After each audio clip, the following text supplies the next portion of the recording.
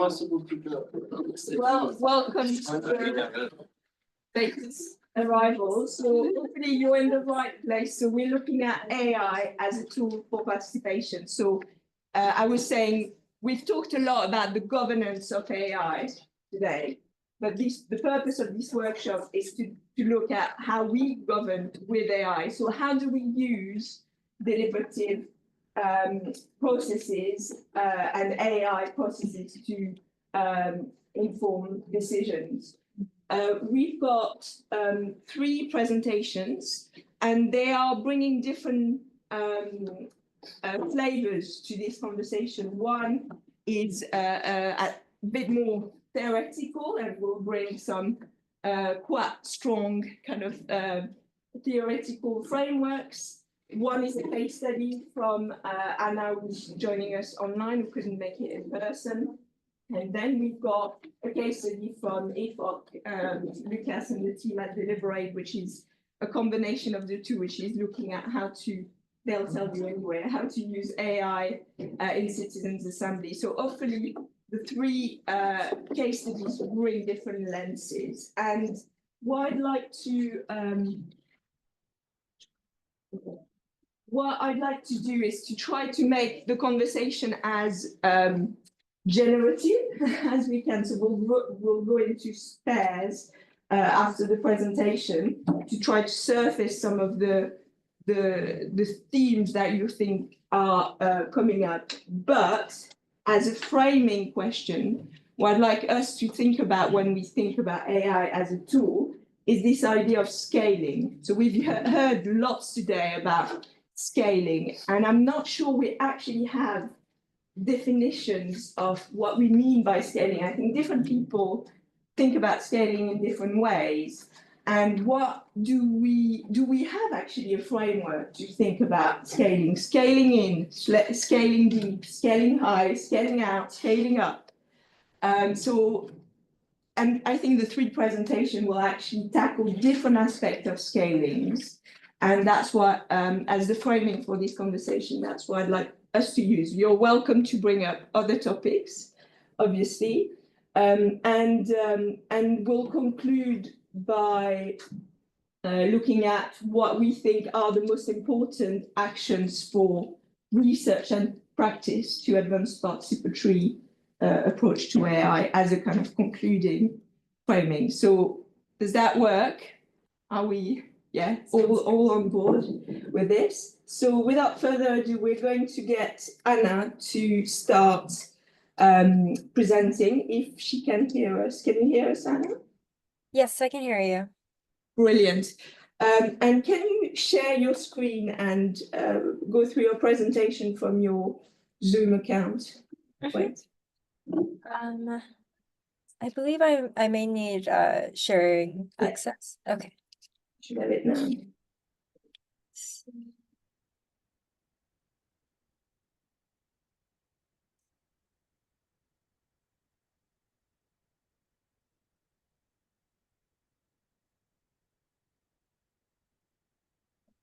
So we've got 7 minutes per presentation, so I'll wave to you when you've reached maybe 5, and then final 1 minute reminder. Is that okay? Yes. Let's see. Are you able to see my screen moving back and forth, or is it maybe not updating? No, we can't see it moving. Okay, then let me...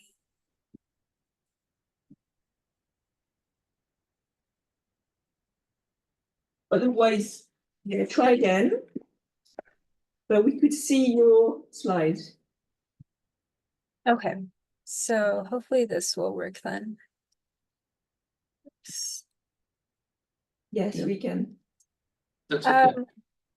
Great. Well, so I'm not quite sure if in our project we integrate AI to support scaling of this process, although that's something we've definitely thought about and discussed within our team. So maybe that could be a fruitful discussion as a follow-up to after I give my talk. But anyways, thank you everyone for coming here today. My name is Anna Kawakami, and I'm a fourth-year PhD student at Carnegie Mellon's Human-Computer Interaction Institute. And today I'm excited to share our work on the Situate AI Guidebook. AI deployments across public sector domains like social work, unemployment, public health, and K-12 education frequently fail to bring their intended value. For example, Michigan's unemployment agency created MIDAS, an AI-based fraud detection system. The agency stopped using the tool after it falsely flagged over 90% of its cases, something they learned only after the tool was used for over 2 years, impacting thousands of people along the way. Similarly, Allegheny County's Human Services Department deployed an AI-based tool for child maltreatment screening. It was found to exacerbate biases against Black and disabled communities, leading to investigation by the Justice Department. And the two examples I've just mentioned are just a few of many, many examples. So why do we see these sorts of failures again and again? Often, these failures can be traced to fundamental issues with the AI tool's problem formulation. For example, new AI tools have been conceived in isolation from workers' actual decision-making practices and challenges, leading to deployments that aren't actually viable in practice. Other times, AI teams may have proposed AI tool ideas that can't actually be implemented in a safe or valid way given technical constraints, like the availability or quality of data. These constraints are often not found until it's already too late to meaningfully tackle them, like once there's already been organizational investment in the AI tool. And today, we lack systematic processes to help agencies make informed decisions about which AI project ideas to pursue and which are best avoided. Most existing resources available today assume the decision to develop the AI tool was already made, targeting interventions to later stages of the development pipeline. So, what might it look like to design an intervention that targets these early stage problem formulation issues? As this audience probably already knows, we need the many stakeholders of public sector AI to actually talk with and understand each other. For example, to ensure that AI teams build tools that actually address problems that frontline workers have, we need AI practitioners and frontline workers to communicate and ideally deliberate with one another to really engage in questions about whether, where, and how an AI tool might best support their work. But today, these types of multi-stakeholder conversations rarely happen because agency workers are siloed. In particular, in our own work studying public sector AI in the United States, we observed how there are organizational and social barriers between frontline workers, agency leaders, and in-house AI developers that cause AI developers to misunderstand the context the AI system intends to serve, like workers' practices, the meaning of data, or domain-specific policies. And if you're interested in understanding some of these challenges, you can find more in our CSAW paper. But let's get back to the core contribution of today's talk, in which we designed a structured process for early stage multi-stakeholder deliberation to inform decisions about whether and how to move forward with the proposed AI tool in the public sector. And we formalized this process in what we call the Situate AI Guidebook. To create the guidebook, we reached out to public sector agencies and community organizations across the United States in collaboration with 32 individuals, including agency leaders, AI developers and analysts, frontline decision makers, and community advocates. And we conducted a co-design activity with each participant, where we asked each participant to brainstorm questions they believe are critical for agencies to deliberate, but are currently neglected. We wanted each participant to validate and build off of the questions ideated by prior participants. So after each co-design session, we cleaned and edited the individual questions for clarity, then added them to an evolving set of aggregated questions. We iteratively grouped the aggregated questions into higher-level themes and sub-themes. Then, in the next co-design session, after the participant finished ideating their own questions, we showed them this aggregated set. So the set helps serve as a probing material to inspire new ideas from participants and also identify places of disagreement amongst participants. So now I'll briefly preview the guidebook. Overall, the Situate AI Guidebook includes 138 co-designed deliberation questions spanning 4 high-level topics: goals and intended use, societal and legal considerations, data and modeling constraints, and organizational governance factors. To help illustrate the value of some of these questions, I'll quickly tell a story that motivates questions from this section. So agency leaders and AI developers in our study were frustrated that the frontline workers were skeptical about the AI tools they were developing. They thought their skepticism was persistent and pervasive, and believed it came from a deep distrust of AI tools and a fear of being replaced by them. But talking with some frontline workers, we learned that some of their concerns were a bit more nuanced. They worried that the other agency workers didn't fully understand their current decision-making practices. Even though agency leaders and AI developers believed introducing new AI tools would mitigate some of the challenges they faced, frontline workers actually believed the AI tool could create additional burdens to their work, like requiring them to diligently collect more data for the model. These workers wanted to be engaged in more deliberate, proactive conversations about the goals underlying AI tool development. They envisioned that this guidebook could create opportunities to deliberate with the agency leaders and AI developers. Questions like, what evidence do we have suggesting that the pain point this tool aims to solve actually exists? And do we have mechanisms to monitor the tool for unintended consequences? If not, what might an effective approach for identifying unintended consequences actually look like? Now, that was just one quick story, but there are similar other stories of frustration and desires to do better tied to the 136 other questions included in the guidebook. So at this point, you might be thinking, well, that's great, we have a new resource, but how do we know the resource is actually effective in practice? We wonder the same thing. So as a starting point, we define criteria for success based on discussions we had with the agency workers in prior literature. And we talk a bit more about these criteria in our paper. But really, a lot of our burning questions, for example, about how to better account for power and knowledge differentials amongst workers, can really only be deeply understood by actually observing how agencies use this guidebook in practice. So in our ongoing work, we're connecting with old and new agency partners to observe how stakeholders of differing roles actually deliberate around AI through the guidebook, and what additional design or policy interventions we might need to support more effective deliberation. We're also actively recruiting for this, so if you know of any organizations or are part of an organization who might be interested in trying the guidebook, please do reach out to us. Thank you so much for listening to this talk, and I'm looking forward to hearing any questions you have. Brilliant, thank you, Anna.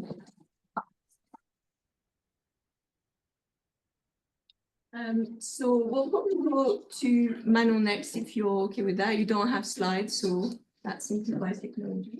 And then we'll hear from Lukas and Constantin. Okay, great. Over to you. Thank you. Or stand whatever. I'm fine either way. I'm on for human embodiment again, so seeing the slides and just looking at you in the eyes and having you back. So I'm going to present the work that I've been working on for perhaps the last 6 months with Teoskin Penigo, who's here, who's a philosopher at Yale. And together we've been really interested by trying to understand how we can reflect about all of the systems that try to computationalize our preferences and how the systems interact back with how specifically we see ourselves. And I want to open this with a quote that I found quite appropriate from a note from Underground, which is a novel from Dostoevsky from 1864, where he writes, if one day they really find the real mathematical formula for all our wanting and caprices, then perhaps we will immediately stop wanting. For who wants to want, according to some little table? I found this quote quite interesting and fascinating in the context of, I think, the times that we are currently in. And the thing in which I want to try to invite you to reflect on with me is how the way in which mathematicians and statisticians have model preferences has been impacting how we see ourselves collectively. And what I mean by this is I'm using perhaps, or I would reuse the term that Henry Farrell, a political scientist, used a lot when he says that social media, the impact that social media had on the world. He says perhaps the worst one is not about misinformation, is about the fact that we created mal-representation of ourselves, meaning that we actually don't understand what the country in which we're embedded actually is and how they think. And we tend to have really and bad understanding of just the plurality and the reasons behind people that we tend to see now as political enemies. And so I want first to take you and embark on a historical journey on how mathematicians have modeled preferences. And I will start in 1936 with Dr. Gallup, who some of you might know as perhaps the founding father of polling, even though polls were done already in the time of Andrew Jackson's. But the person who introduced scientific pollings was Dr. Gallup, 1936, and predicting really accurately the election of LDR, which actually led a lot of enthusiasm about mathematics being able to project in people preferences and actually capture well preferences into the future. A couple of years later, he was very wrong in predicting that Truman would lose the election. Actually, they even had a journal who had a print ready to say that Truman had won the election, and had to scratch all of the results the next morning because they realized they were completely wrong. But they were so confident that they had the good mathematical formula that they closed the poll 3 weeks early and called it a win. As you might know, the way polls are actually working, we still use them very much today to make sense of our collective ones, is that you have a list of questions and you have to answer with some, it's multiple choice question kind of answers. And so we are invited to think in a multiple choice way and to give answers to really constrained questions. Of course, we don't really think in a multiple choice manner. We are not quite used to it, but there was something about the simplicity and there was no way to actually process anything else than constrained questions. So polls were about constrained questions, then you aggregate, and it's easy, you have your answers to do like, are you in favor of abortion, against abortion? You just take the statistics and this becomes the outcome of the polls. You have important discussions about how you make the samples representative, which is where the scientific aspect came. The point I want to focus on for polls is that it was aggregation of constrained opinions. Now, later on, at the turn of this millennium, people started being really proactively thinking about the fact that we don't actually think in multiple choice question, and we might be impacting and actually not revealing, but changing the preferences when we set the polls in the way we set them. So there was this idea of how do we actually elicit open-ended preferences that tell us something much richer about people's preferences than their constrained opinions. And so you can think of Hannes, who's maybe the pioneer in the field, or Ramesh. Community notes use the same kind of ideas where you actually get someone's reason. So they give you an open-ended thought, and this is what you start with. But then you have a problem, which is how do you aggregate this open-ended thoughts? It's very hard, right? Because you just have a bunch of things. And we had better and better NLP techniques, but the question of how do you make sense of this was hard. And so what people came up is what was actually called and theorized that way as the wheel matrix, which I found so incredibly close to the little table of Dostoevsky. The wheel matrix is just you have this open-ended thoughts, and we can all write an open-ended thought, and everyone tells whether they like or they don't like this open-ended thought. So you have a wheel matrix. You have a bunch of people giving their open-ended thoughts, and then you have scores of how much I like the open-ended thought that I'm seeing. And so you had a matrix in which you could start doing some kind of computations, from very simple ones to much more involved ones. But the core idea is that you have a wheel matrix on which you perform aggregation. And this was step 2, which was actually getting open-ended thoughts, but aggregating them in a way that was still relying on some kind of wheel matrix. Then we have step 3, which is what you might all know now as the Habermas machine, which is this beautiful piece that DeepMind put out, which to me is projecting us into things that we couldn't really think about before. And the thing that I think most interesting in the Habermas machine is that they give us a way to actually process open-endedness. So now we have this open-ended thoughts, and we can create open-ended outcomes. The way that works is that you can all write your statements, and what the Habermas machine does is first, surprisingly perhaps you'll find, it infers a wheel matrix. So it takes all of your thoughts, it takes information it has about you, it trains some specialized model, and it predicts the scores that you would have had if you were actually asked to create this wheel matrix yourself. And then based on this wheel matrix, they can perform some form of aggregation, or in fact, in their sense, is more of an election. But the thing that I found so interesting in the Habermas machine is how they open up for us the way of being able to now process open-endedness by using the LLM's power to being able to treat and understand, or understand between quote, language.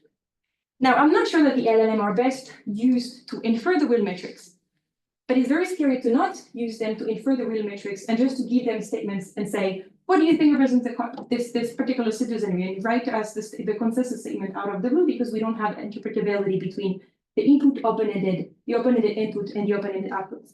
And so now we have this semi-interpretability step that goes through inferring a wheel matrix before actually creating a consensus statement. But I think that they're a really interesting question and an opportunity for qualitative scholars and quantitative scholars to come back together and think about how do we create a narrative? How do we write a story? How do we create something that tells us something that we can use to better understand each other? And so we propose a research agenda on how we can perhaps build AI reflectors inspired from things like the Habermas machine, but when we don't use the LLM to infer a wheel matrix, but we actually use an LLM in a way that's much closer to how we would think about creating a narrative that makes us see each other better. To conclude, just want to say a few words about I think the way in which we think about the 2 pillars of the AI reflectors is that you might have reflectivity, perhaps more than deliberation at scale. In fact, I would say this is the one pillar, is can we better see each other at the large scale in a way that's not fully deliberated because there is not in-person deliberation. We can share more about the paper, but the way in which we envision this AI reflector is that you have a first stage as the other math machine where you actually engage in a discussion. So you don't have deliberation because we don't talk about one another, but you have within deliberation because I actually reflect on my own preferences, which is not sufficient to call this good deliberation, but perhaps a necessary first step.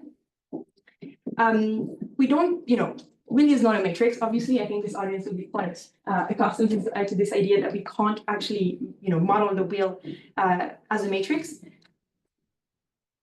But it's not just, even if we have a math machine without a wheel matrix, we argue that we should not use this technology in any binding fashion. And I think this is the piece where I'll conclude. We talk a lot about how we can make AI more democratic.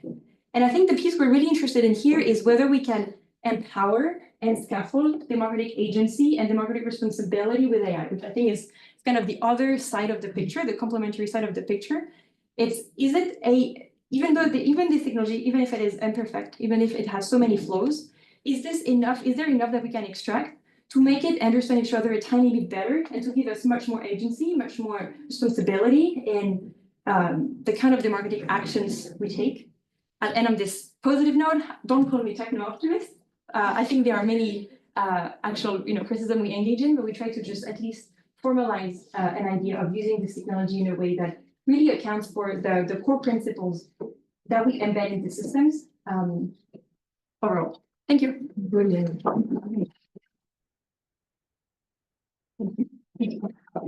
Right, so we will move on to, we want to come to the slides.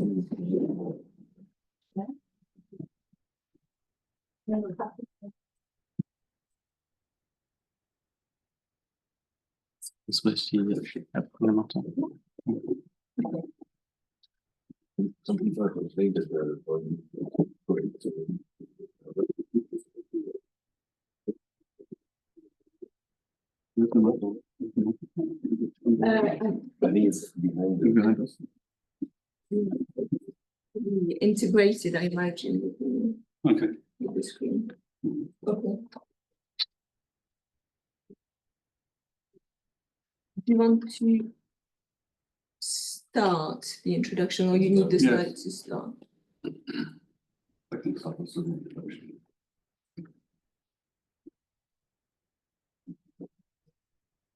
Okay. When do you need the button? Okay.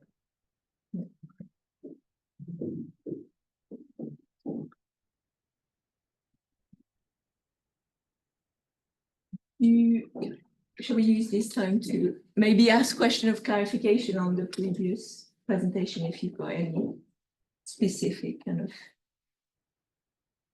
I don't know more about the Habermas machine. Can you give us a little more context for that? Yeah, oh yeah, sure. Who knows about the Habermas machine as a kind of reason? Who doesn't know about the Habermas machine? Okay, so the Habermas machine is it's a paper that DeepMind wrote and published in Science earlier this year, or just at the end of 2024. And the idea, the way they phrase it, is that they use an LLM to simulate deliberation. The way I phrase it in this talk and the way I'm thinking about Habermas machine is tools on steroid, and in a way of just getting much more information about people's preferences. In their framing, the reason why they call it deliberation, it's because they have 5 people. It's with small scale deliberation, but you can do it with many people. So that's how you get the large scale. So you get 5 people, they write a statement, you get the statement, and you have a separate language model, but it's just a model that is not exactly a language model. It's actually predicting a scalar. It's a reward model for those of you who know about reward models. So they use a reward model to predict people's preferences on consensus statements. So they have 5 statements, then they have a machine it's an action LLM that was fine-tuned. It produces consensus statements. So you have the kind of aggregation, the open-ended outcome that an LLM produced based on the 5 inputs that people gave. And then they use the reward model to predict how much you like each of these consensus statements. So you have a wheel matrix. You have a bunch of statements that were created by a machine, and you have how much people like each of these statements. Based on this, they infer a ranking, how much you like each of the statements. I mean, the ranking that is derived from the matrix. And then they do rank choice selection scheme. They use Schultz method if you know social choice anyway. But so they use an election framework to then select the winner statement. But then it's reflective because what they do is they give you back the consensus statement and they say, do you actually like it? And you can say whether you like it or not, but you can also say, oh, actually, I want to revise my opinion based on what I see. So then you can rewrite your statement, and everyone does this. So you have the 5 statements that are rewritten, given back to the LLM, that now gives you new consensus statements. You use the reward model to predict again the wheel matrix, and then you run another election. So it's the core architecture of the Habermas machine. Okay, thank you. Okay, so I think you're ready. Yeah, but would you like maybe to sit down? I mean, there's so many Yeah. chairs, so also here you can sit up. The ones with a jacket if you want.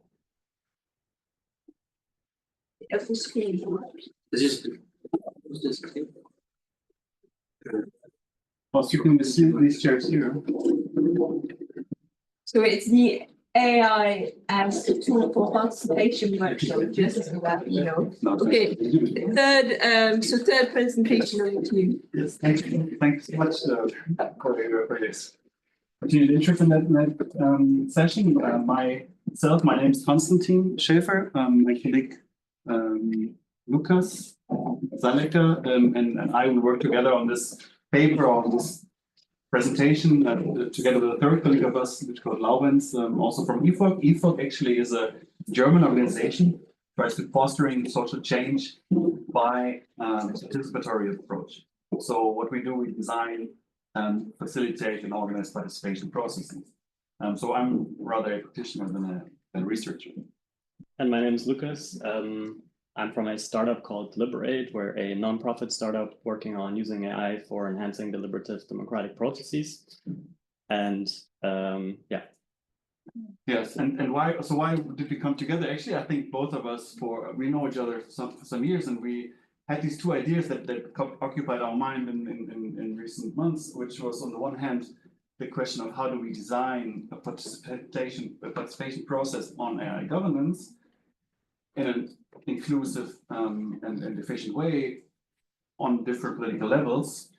But the second idea was, or the second question we asked ourselves was, how can we actually use AI tools to make our participation processes more inclusive and more effective? And so in this paper and presentation, we brought these 2 thoughts together. I spare you the background of why we think it's important to have a participatory process on AI governance. That I assume that there's been a lot of these motivations that you've heard around this day already. But of course, we see that there's a certain mismatch between, on the one hand, the heightened influence and impact on everyone's lives, their daily lives in terms of AI benefits and AI risks, and on the other hand, on the degree of influence that people actually have on AI development and use.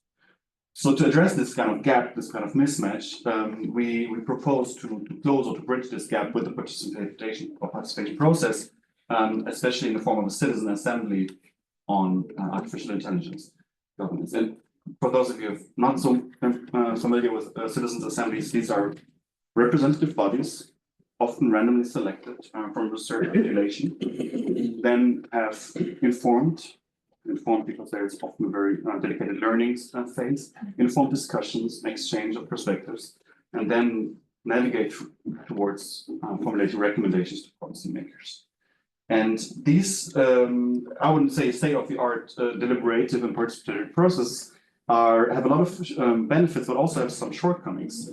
And to address these, I mean, those of you who have ever seen them live in practice, you're aware that on paper, they often are the gold standard, let's say, of participation, but in reality, they often don't really function that way. Not to say that they're very resource intense, of course. They have there's a high costs, high human effort that runs into them. Facilitation is actually really difficult, and often, if you don't have professional facilitators, they run very suboptimal, these kind of processes. So there's a high degree of professionalization also needed actually in this process on the side of the facilitators and organizers. And of course, on the side of the citizens who participate in that process, not only you often don't have representative samples, these people are very, very self-selected. And even if you manage to somehow draw a representative sample of the population, you then find that the process is not really designed for all people in the same way, very equally. People who are used to talk about politics, for example, political questions, or people who are equipped to do so at least, have much more benefits, and then in the end, much more influence, of course, also on what comes out of this process. So we argue in that paper that AI has different potentials to address these shortcomings. And this is why, on the one hand, why we want to use it in citizen assemblies. And on the other hand, if we talk about a participation process on AI governance, we think we should actually use AI tools because of the learning effect it can have on people. When afterwards also formulating recommendations on AI governance. And to go more into the different okay, then to go into the different phases in which in a citizen assembly AI can support. Yeah, so there in a nutshell, 3 main phases of a citizens assembly. And I'm not gonna go into the examples of how AI can be used in these different phases in detail. There's some great papers besides ours out there already, Future of the Digital Public Square, that talk about it theoretically very well. What's more interesting is probably to talk about it more practically. Could we switch back to the browser? So to give you an impression of how it could be like to be a participant in an AI-assisted citizen assembly and to get this practical first-hand experience in order to be able to make more considered judgments on the use of AI in citizen assemblies. I'll give you a quick live demo of the tool that we're currently developing at deliberAIde and launching in April, which centers around sense-making in citizens assemblies. And to showcase this, at the beginning of the presentation, I started to transcribe the presentation. And as you can see on the screen now, it has captured everything that Constantin said. And actually, as you can see here on the right, it started to anonymize certain pieces of information in there. Like here you can see an example where Constantin mentioned an organization, and that has been redacted from the transcript. And that's really to mitigate the risk and limitations of AI around data privacy. And what you can then use our tool for is to make sense of all the contributions in a discussion. Not a QWERTY. No, we're in France, sorry. So an organizer like Constantin, after a discussion session, could use this tool to get an overview of what was actually discussed and all the contributions that were shared by participants in the discussion. And I'll take 1 more minute if that's okay. And he can then use different AI tools to document all the ideas that were shared during the discussion and work with them afterwards, for example, to prepare for a new discussion. And one important question that we've been talking about several times today is how to actually aggregate and summarize information. And as you can see, a way that we start is actually to comprehensively document every single idea that was shared without deciding whether it is an idea worth documenting or not. It's comprehensiveness. But then there are other features, such as clustering, which I think we have a hard time showing you. No, it's okay.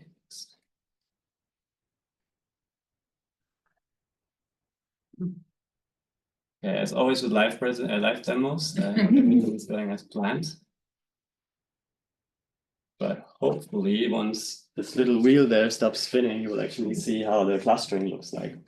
My point is that deciding on how to summarize and aggregate summaries is a super important question to discuss in the future. And we have made some internal choices right now, but in an ideal case in the future, we would do it so in a participatory way. And that's why we believe an AI-assisted citizens and the on-participatory AI governance is so important, because people directly get a feel for how a tool like ours currently aggregates these ideas. But then they can very concretely and very specifically talk about the limitations of our choice that we have made, for example, so that we can improve upon them in the future. And this is just one out of many examples of how AI tools can support citizen assemblies in the future, and how we should go about improving this kind of AI assistance for deliberative processes in the future. Thank you very much. Thank you. So we've got exactly 30 minutes for discussions, but I think it will be good to just go in pairs and just reflect on what you've heard. Just try to get into your pairs some key aspects of this presentation that you can see the overlaps, and bearing in mind the framing I started with at the start, which is scaling. What do we mean by that? I heard some in this presentation, the depth, scaling deep, and making sense and aggregating. But in my case, and I've got to disclose my interest in this, is, for instance, I initiated the first Global Citizens Assembly for COP26, and we looked at multilingual translation. How can you use AI in this context of a Citizens Assembly for that purpose, also for scaling up? So how do you increase, and scaling out? So this is over to you now, maybe 5 minutes in pairs, and then we'll come back into the group. Is that okay? Right. Okay. My name is Anaya.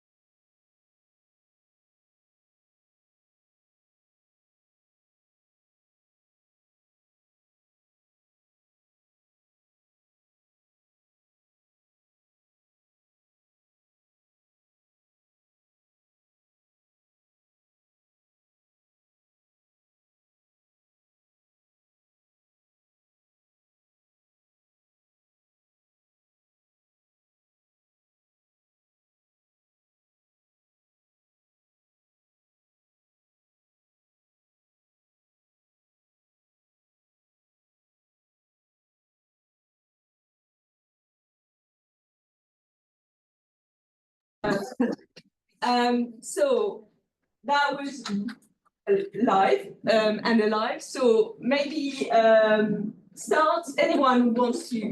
Robert, Bernard. Yeah, I have one question. It's connected with scales, but it's a bit special. It's scales inside an argument, and it's a question for both of you. Do you have a math machine? Of course. There, in the article, we find a common ground, but with Habermas, it's not. To find a common ground is to look for the strength of the best argument. Even with Habermas, we have no ways to find this argument. So,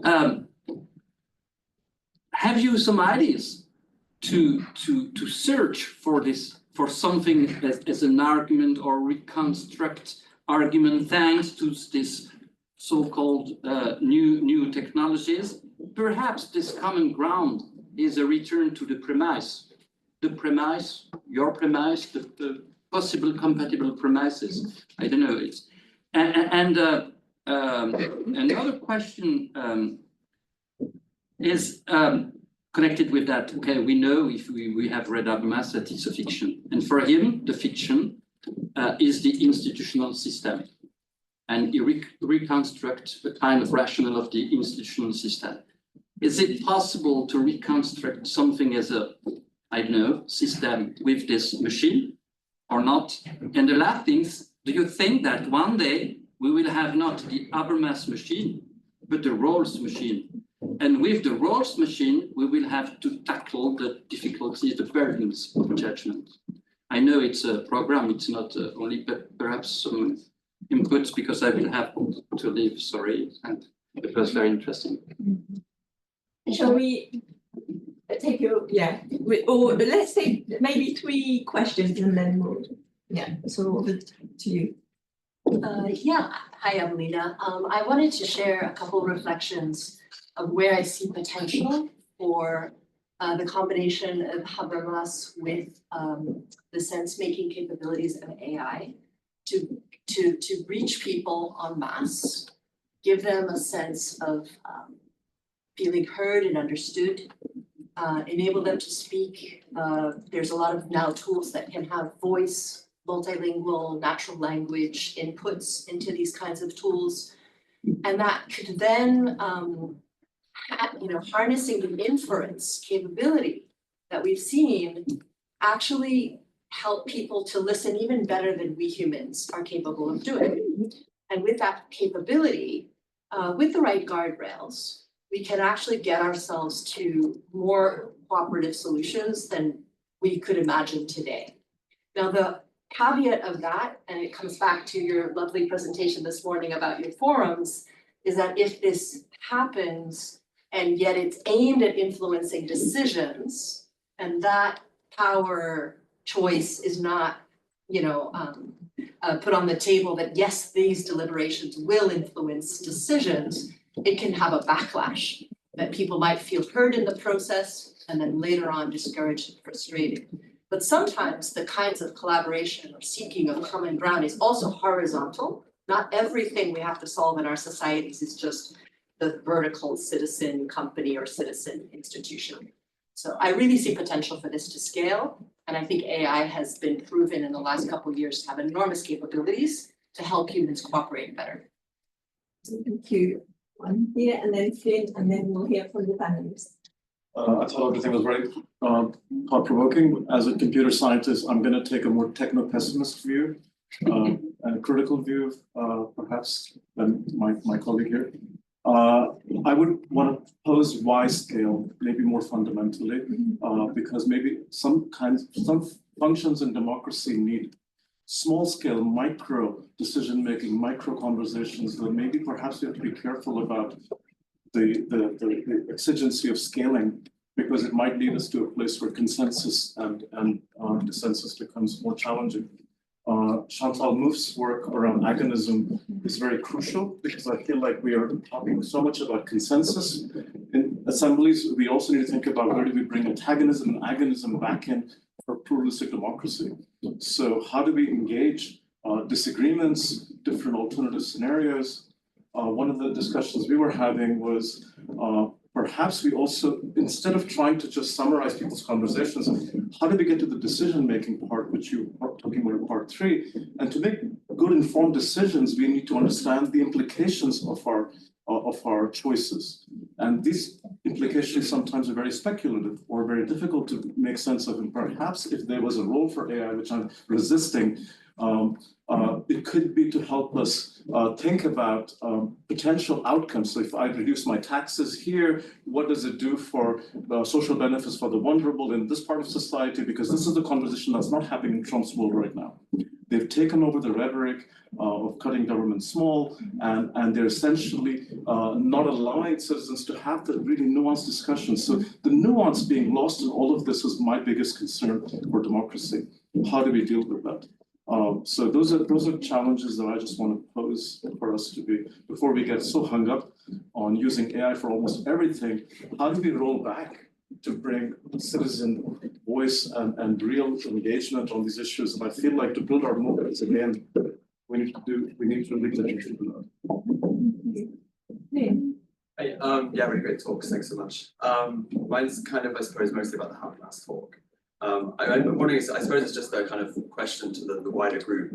But I've been thinking a lot, I'm wondering a lot recently about the kind of limits of simulation in these kind of processes, but also like in the world more widely. So I think we're seeing a huge rise in interest in the idea of simulation of people and opinions. Many areas of like the market, like private capital markets that would historically have people involved, places like now we're boom in looking at simulation. So for like product research or for market research or for anything like this, there's like a myriad of companies now that are replacing people with simulated like groups. And we're seeing this rise now also in the kind of realm of politics. There's a couple of new companies, including one that's run by one of Dominic Cummings' previous big like major tech aides, that's looking at basically replacing polling with kind of simulated publics. And you could argue the kind of pros and cons of this, but I can really see some benefits for the idea of simulation, and already I think a really useful kind of use of generative AI is to engage with other opinions when they might not be readily available to you, as not necessarily to take as kind of the inherent truth, but as some kind of proxy to like bounce ideas around. But I'm wondering, it makes a lot of sense for like the scale element, and I've kind of engaged with other experiments which have looked at bringing generated references as well into like more deliberative practices. Makes sense for the scale, but I wonder almost, even if one could like agree, oh, this is not doing any damage here because we collected so much good data that throughout the kind of rest of the process where they were engaging, that actually, and we can statistically prove that it's like got a 95% effect on like predicting people's views. I wonder if it's as part of a meta trend, maybe one part of like a slippery slope where we just start to think about more and more of society being simulated, and maybe that's great, and like, or maybe it actually doesn't take off because it's rubbish. Like it's generally not that great at the moment. But it's something I'm thinking a lot about. Like even if it seems kind of good now in a small element of something like this, what role would the justification and acceptance of it here possibly also feed into elsewhere? Yeah. Thank you. Well, do you want to start, because the other mass machine came up? So. Sure. Again, you go after. I think all of these were excellent points, and thanks for the insights. It's very hard to I want to try to answer all of them, obviously. I think the first thing I want to re-emphasize, which I think is linked to your last question about the roles machine, and I think also your question is the way in which we've been thinking about using this kind of technologies is in a rendering democratic self-determination fashion, and really not as a bending, making decision or simulating. And I think it's a very important distinction for us that it might be a battle we're already losing, because of, you're right, there is this also quite mind-blowing paper from Stanford just a couple of weeks ago where they used as a prompt 2 hours discussion with people, and they used it's just a prompt with, it's like a 2-hour transcript, and they asked an LLM, can you predict what this person will think about a bunch of topics? And then 2 weeks later, they had 85% accuracy in the prediction. And so this kind of simulation mode is super, it's kind of, ongoing, possible. If we can do it, is it something that we ought to do? It's something that I think we're very strongly resisting, and we call the IR, like there's a self-discovery tool, where we're not thinking, how do you use this to make decisions on your behalf or to simulate? We're really trying to think of it as, can we just make better sense of our collective? Which is a much more humble problem, but I think one that is very present in our current time, of a really, mal-informed collective understanding that we have of one another. This, just affective polarization is how we call it.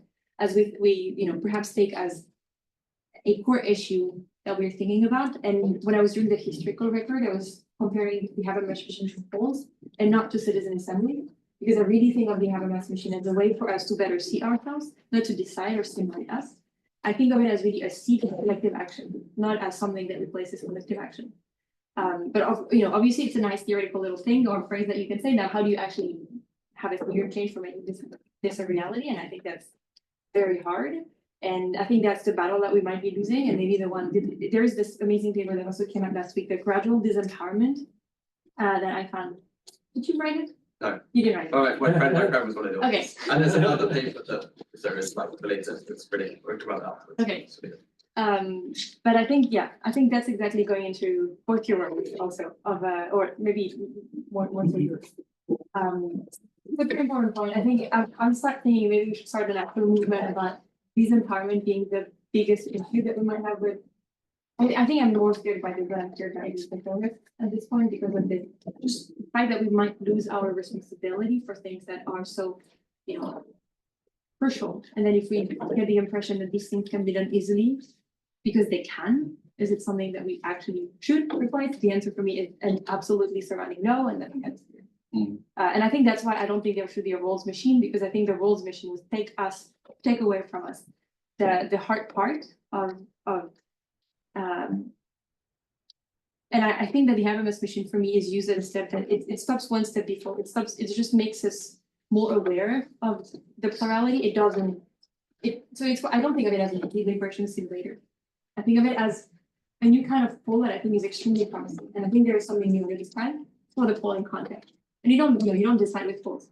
In France, I think more than one of people is in favor of death penalty. We never uphold that just because the poll says so. And I think also going back to the first point you had on your point, which I'm going to give the unsatisfactory answer, and I think Théophile gives more satisfactory one. The Habermas machine setup about the consensus, it's something that can be very easily changed. So the fact that they produce consensus statement or common ground is something you can very easily change to actually produce something else. Like, you can ask, what are the differences? You can ask, you can have the model gives you something. What do you think is the argument that has the best force, less force or something? It would give you something. I don't know if you should trust it, but there is something about the consensus is actually just a detail that you have now, and you could set up the Habermas machine to give you other kinds of information that we also think as fictions of the collective will.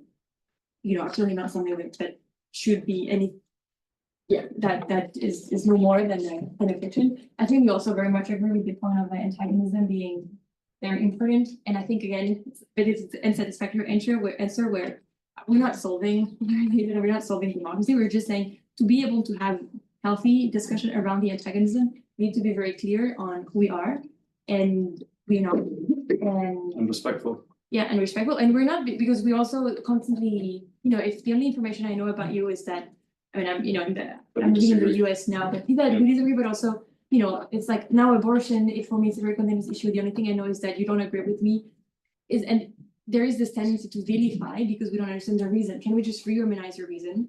Is I think what we're trying to very optimistically. And, I'm not saying, I think we're really aware of the limitations and we talk at length about them in the paper.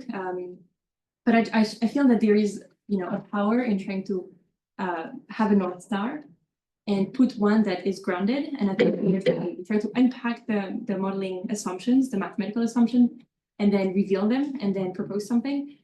Just, at our mini scale.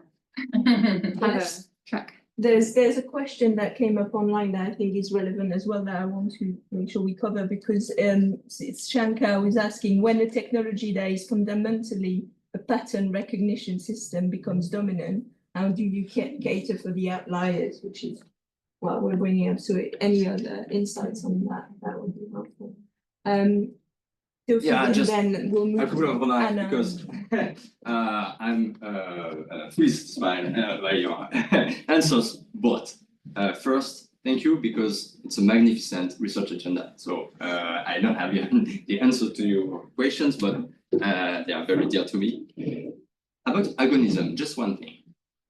Another question is, to what extent our conflicts, the conflicts we are facing currently, are or are not endogenous to the political system. I mean, it's unclear currently how necessary our conflicts are. And our point is just to say, okay, we may need a new outlet, new for public opinion, new ways of figuring out what we want collectively. Could AI provide some kind of new political signal? And of course, it's an empirical question whether it will be or it won't be the case. It's an empirical question because, of course, we can just end up with a dull, homogeneous outcome, something very consensual in the bad sense. But well-conceived, an updated Habermas machine might create another kind of signal. And it is for us to figure out whether it makes sense or not. So it's for the democratic citizenry, right? It's not the machine, it's not up to the machine to decide on this, okay? So yes, our question is very much about what place, what role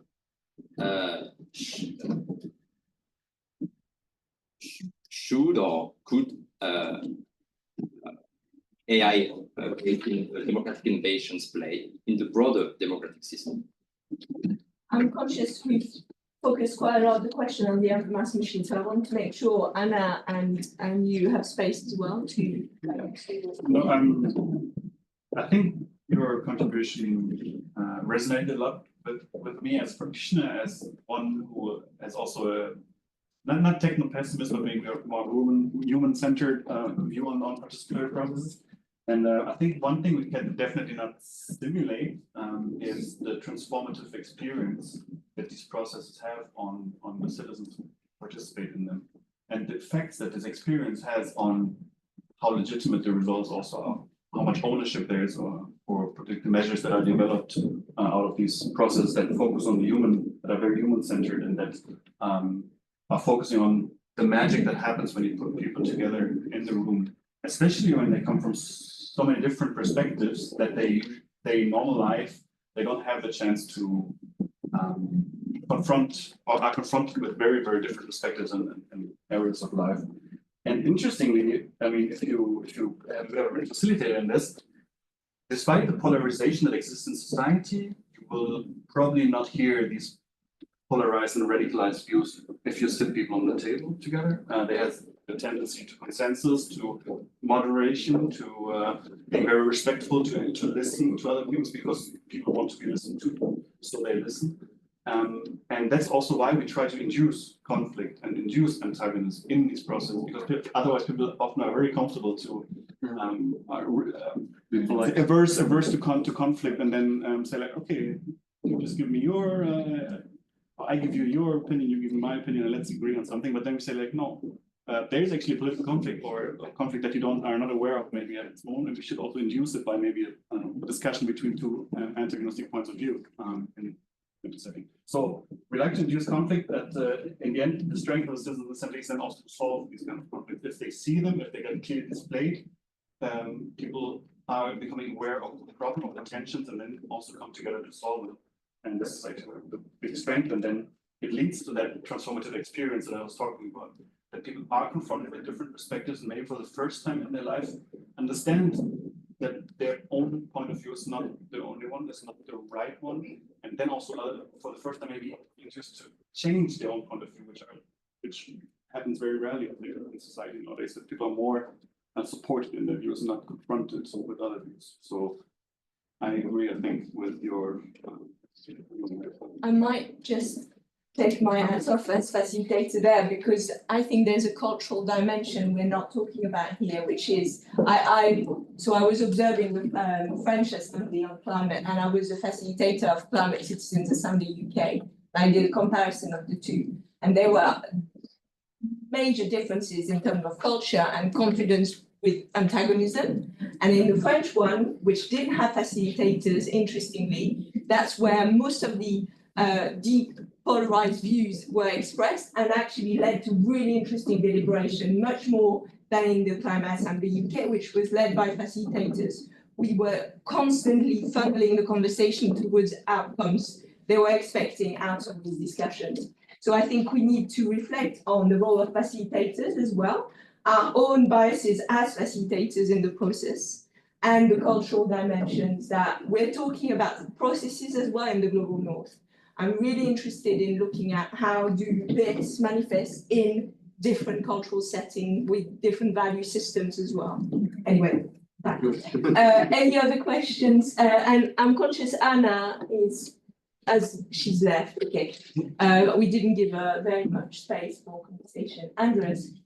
Yeah, thanks for these presentations. Really interesting. I wanted to go back to the question of scale. I wanted to ask if, and the deliberate folks, so we think about using AI for some version of scaling. Are you guys thinking about AI as a way to sort of scale moderation in some way? Is that like part of your thinking? And if so, will that be a possibility? And what would be the guardrails to develop? If you're thinking about that, what would be some guardrails to develop an AI moderator that could help sort of mirror some of the sort of qualities of a good moderator? If so, I don't know if that's part of it, but that's how one of the ways that I think of the possibility of scaling. Love to hear your thoughts. Yeah, that's a great question. I actually also want to kind of with my answer and what Constantin said, and that's related to scale. I think the question is maybe not whether we should scale or not, because I think there's a value in scaling. The more people participate, the more people you can give transformative experiences, the more people you can give this experience of engaging in dialogue with each other. I think the more democratic legitimacy it brings.